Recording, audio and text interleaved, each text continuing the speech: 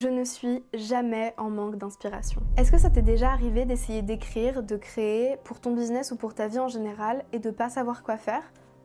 Moi non. L'inspiration ne manque jamais. Si après cette vidéo tu me dis encore que tu manques d'inspiration parfois, je te dirais que tu mens. Aujourd'hui, je vais te donner les clés pour débloquer une source d'inspiration infinie. Je suis Kana Aka, l'ange du copywriting and business energy. J'aide les entrepreneurs à utiliser le pouvoir des mots au service de leur business et de leur vie. Mon objectif, que ce soit à travers le contenu que je partage sur les réseaux, à travers mes formations ou à travers mes conférences ou avec mes clients que j'aide, que j'accompagne ou alors qui me délèguent carrément cette partie cruciale pour leur business, c'est de les aider à captiver, convaincre et convertir leur audience pour multiplier leur impact et leur chiffre d'affaires. Alors si tu es un entrepreneur ou un indépendant et que tu veux apprendre à utiliser l'immense pouvoir des mots pour faire fleurir ton activité et atteindre tes objectifs tout en restant dans une énergie d'empathie, de bienveillance ou de don, bienvenue sur ma chaîne. Maintenant, on entre dans le vif du sujet. Déjà, se familiariser avec la notion selon laquelle on n'invente jamais rien.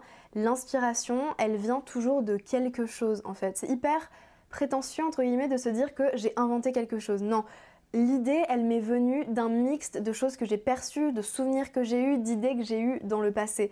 Donc, se déculpabiliser du fait de s'inspirer de quelque chose. Tout est toujours inspiré de quelque chose et il ne faut pas se sentir coupable de se nourrir de ce que les autres créent parce que c'est pas nécessairement copier. Si tu veux écrire quelque chose, commence par lire. Si tu veux créer du contenu, commence par en regarder. Personnellement, une des raisons pour laquelle j'ai jamais de panne d'inspiration, c'est parce que sur absolument tous mes réseaux sociaux, Insta, TikTok, YouTube et même Pinterest, j'ai une collection qui s'appelle Inspiration et dans laquelle je mets tous les trucs qui pourraient me servir personnellement ou juste qui me mettent dans un mood où j'ai envie d'écrire pour créer du contenu plus tard. Et ça peut être pour le copywriting, pour ce que j'écris en poésie ou quoi personnellement, pour mes vidéos, ça peut être littéralement pour tout.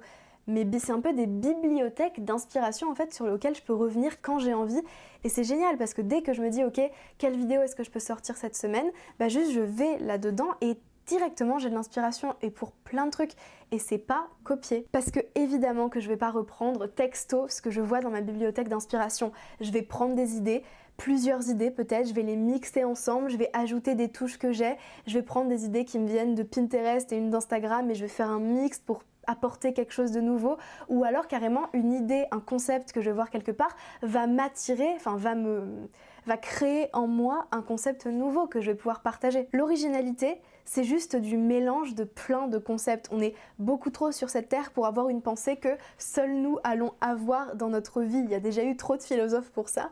Du coup, familiarise-toi avec la pensée que tout ce que tu consommes nourrit ce que tu crées. Et c'est parfaitement ok. Déjà, rien que ça, c'est un gros truc. Si jamais tu crées une bibliothèque d'inspiration dans toutes tes applications, tu seras plus jamais en panne d'inspiration parce que au pire, tu mixes de contenu et tu apportes ton insight ou tu apportes ce que toi, ou tu apportes même ton expérience. Limite, il y a un contenu qui existe déjà. Ok, ce concept il existe. Quelle est ton histoire à toi avec ce concept? C'est littéralement Internet, c'est une banque infinie d'informations, c'est une banque infinie d'inspiration. C'est trop bien. Le deuxième truc que je voulais partager, c'est que l'inspiration est partout, mais on n'est juste pas forcément entraîné à la voir et encore moins à aller la chercher. J'ai déjà entendu des gens me dire « Oui, mais moi, je suis juste pas quelqu'un d'inspiré ». C'est pas vrai. L'inspiration, c'est pas une question de talent ou une question de... y a personne qui a l'ADN de l'inspiration. C'est une question d'éveil, c'est une question d'intuition. L'inspiration est partout, mais est-ce que tu la vois? L'inspiration, elle est dehors, mais est-ce que tu vas la chercher? On a tendance à vivre en pilote automatique. On n'observe pas le monde autour de nous. Et si on n'observe pas le monde autour de nous, tu m'étonnes qu'on n'est pas inspiré. Quand je suis pas inspirée, je le mets toujours entre guillemets parce que c'est jamais une réalité, c'est juste si je suis pas inspirée, c'est que j'ai été fainéante. Parce que il me suffit d'aller dehors et d'observer réellement les gens. Et paf, il y a l'inspiration qui vient. Il me suffit de regarder les réseaux et d'observer ce qui se fait et d'observer les gens. Et paf, il y a de l'inspiration qui me vient. Il me suffit d'aller dans mes notes, mais ça je vais en parler après. Et paf, il y a de l'inspiration qui me vient. Et ce dont je voulais parler juste après, c'est la notion de sortir du cadre. Si t'es bloqué devant une feuille blanche, c'est normal. Parce que moi aussi, si j'avais vu les mêmes 4 murs depuis 24 heures, je serais bloquée. Rester immobile, ça bloque le cerveau. Vraiment, littéralement, la solution, et là je sors du cadre de cette vidéo-là, mais la solution à une crise de panique, la solution à la sensation que tout est hyper grave dans ta vie, la solution au manque d'inspiration, c'est littéralement, ok, je vais marcher dehors. Je vais marcher dehors, je vais aller dans un parc et je vais observer les gens, je vais regarder. Et directement, quand on se remet au centre d'une ville ou de la campagne ou de la nature, on se rend compte que nos problèmes, ils sont pas si graves que ça. Et on se rend aussi compte qu'il y a une source d'inspiration infinie qui est littéralement derrière nos fenêtres. Ton cerveau, il est créé pour faire des associations d'idées et il a besoin de matière pour le faire. Au bout d'un moment, les 4 murs de ton appartement, c'est plus assez pour ça. Et surtout, c'est ce qu'on dit toujours, mais les meilleures idées, elles viennent quand on les cherche pas. Du coup, juste vivre, faire des trucs, sortir avec tes amis, faire des voyages, vivre des expériences que t'as pas encore vécues, c'est les meilleurs moyens pour aller chercher de l'inspiration. Si jamais tu regardes une feuille blanche, là tu peux me dire que t'es pas inspiré, mais passe pas ton temps à regarder la feuille blanche, c'est pas comme ça qu'on cherche l'inspiration. Faut aller dehors, faut aller marcher, faut regarder ce qui se fait d'autre, faut consommer des médias qui nous inspirent. Et noter ces idées, même les pires, même celles qui sont nulles entre guillemets. Les idées, c'est comme les rêves, si tu les notes pas tout de suite, elles disparaissent. Le réflexe, c'est vraiment d'essayer de capturer tes idées un maximum. Donc moi, j'ai plusieurs bibliothèques d'informations, il y a celles sur mes réseaux sociaux, il y a celles dehors derrière les fenêtres, mais il y a aussi celles qu'il y a dans mon application notes sur mon téléphone. Vous verriez sur mon iPhone, il y a des notes, elles ont aucun sens, il y a des notes, je me souviens plus ce qu'elles veulent dire, et pourtant ça m'est déjà arrivé de regarder une note, de plus savoir ce qu'elle voulait dire et d'avoir une idée à partir de cette note-là. Ne juge pas tes propres idées quand elles te viennent, note-les, même si ça n'a aucun sens, même si c'est juste des mots les uns à côté des autres, tu trieras plus tard. Essaye de trouver un système de tri. Après, par exemple, je sais que quand j'ai une idée pour une vidéo, je vais pas le mettre dans une note random, ça va aller dans mes idées de vidéo, parce que sinon ce serait trop le bordel et j'aurais 1 milliard de notes, déjà qu'il y en a beaucoup. Mais vraiment, note tes trucs. Et il y a des idées de vidéos où j'y suis revenue 2 ans après, 3 ans après, même limite des fois 5 ans après, parce que ma note elle est super vieille. Et grâce à ça, je suis jamais en panne d'inspiration, parce que peut-être qu'à un moment, je suis pas prête à faire cette vidéo-là, mais je me dis, ah, plus tard, quand j'aurai fait ça, ce serait peut-être bien de faire cette vidéo-là. Et du coup, je la fais à ce moment-là. Et c'est trop bien. Bref, note tout, et quand ça va pas, que t'as pas l'impression d'avoir de l'inspiration, retourne voir tes notes, retourne voir tout ce que t'as écrit. Si t'es dans un carnet physique, c'est encore mieux. Va dans tes bibliothèques d'inspiration sur les réseaux sociaux, et si vraiment ça marche pas, va dehors et essaie de faire autre chose, essaie de vivre une expérience nouvelle. Et enfin, le dernier truc que je voulais partager, c'était se méfier du manque d'inspiration. Il y a beaucoup de gens qui me disent oui, mais moi j'ai pas assez d'inspiration pour faire ça, alors qu'en réalité, c'est pas qu'ils ont pas d'inspiration, c'est qu'ils ont peur de faire quelque chose. Ça peut être la peur de ne pas être à la hauteur, la peur d'être jugé, la peur d'être nul, parfois, ou d'être perçu comme nul. Il faut faire attention aux excuses qu'on se donne. Parfois, on donne des noms à la peur. On lui donne le nom de perfectionnisme, on lui donne le nom de procrastination, on lui donne le nom de j'ai pas d'inspiration. Tout ça, c'est juste des symptômes de la peur qui essaient de te protéger et qui essayent de faire en sorte que tu ne fasses pas ces choses-là parce que tu les perçois comme des choses qui peuvent être dangereuses, parce qu'elles peuvent t'apporter du jugement.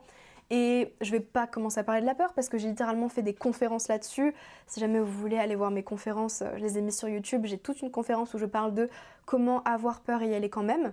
Du coup voilà, je vais pas m'étaler dessus parce que littéralement je peux parler 30 minutes dessus sans aucun problème. Faites attention au masque que la peur peut porter. Le manque d'inspiration, c'en est vraiment un, et ne laissez pas un manque d'inspiration vous freiner dans votre vie, ce serait dommage. Parce que le truc c'est que c'est un cercle vertueux. Plus tu crées, plus tu alimentes ton propre puits d'inspiration, et à la fin ça devient une bibliothèque infinie comme celle que j'ai dans mon téléphone et dans mes notes et dans mes réseaux sociaux, où littéralement, si un jour je te dis que je suis en manque d'inspiration, c'est parce que j'ai la flemme de créer du contenu ou que j'ai la flemme d'aller chercher mes anciennes idées, ou alors que je suis pas dans l'énergie mentale pour créer du contenu. Ça arrive aussi, et si jamais ça arrive, guess what, je vais aller marcher dehors. Mais parfois, il est vrai qu'on a une idée mais qu'on sait pas comment l'exécuter, et pour ça, je vais te donner le hack ultime pour ne plus jamais être bloqué au moment d'exécuter tes idées, parce que je ne suis jamais bloquée au moment d'exécuter mes idées, ça fait partie de mon métier.